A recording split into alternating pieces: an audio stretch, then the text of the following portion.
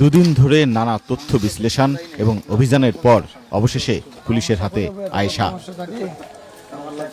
গ্রেপ্তারের সময় তার স্বামী রাব্বিকেও আটক করা হয়।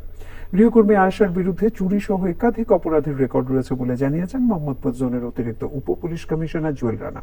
শহীদুল্লাহ রাজু জানাচ্ছেন, দুদিন ধরে নানা তথ্য বিশ্লেষণ এবং অভিযানের পর অবশেষে পুলিশের হাতে আয়েশা। সোমবার রাজধানীর মোহাম্মদপুরের শাহজাহান রোডের নিজ বাসায় খুন হন লায়লা আফরোজ এবং মেয়ে নাফিসা লাওয়াল বিনতে আজিজ।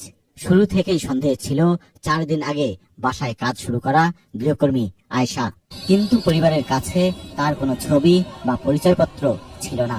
প্রতিবারই আবাসিক ভবনটিতে ঢোকা এবং বের হওয়ার সময় সে বোরকা পরা ছিল। খুনের দিনও সিসি ফুটেজে আয়েশাকে বোরকা পরে ঢুকতে এবং স্কুল ড্রেস পরে মুখ ঢাকা অবস্থায় বের হতে দেখা যায়। চেহারা দেখা না যাওয়ায় তাই সমস্যায় পড়ে পুলিশ। মামলার সূত্রে পুলিশ জানতে পারে আয়েশার মুখে পোড়া দাগ রয়েছে। অভিযুক্তকে শনাক্তে টিআই প্যারেডে সাব ইন্সপেক্টর পর্যায়ের এক কর্মকর্তা জানান, প্রায় 6 মাস আগে মোহাম্মদপুর এলাকাতেই একটি বাসায় চুরির ঘটনায় গ্রেপ্তার এক নারীর পোড়া দাগ ছিল। সেই মামলার সূত্র ধরেই তদন্তে নামে পুলিশ।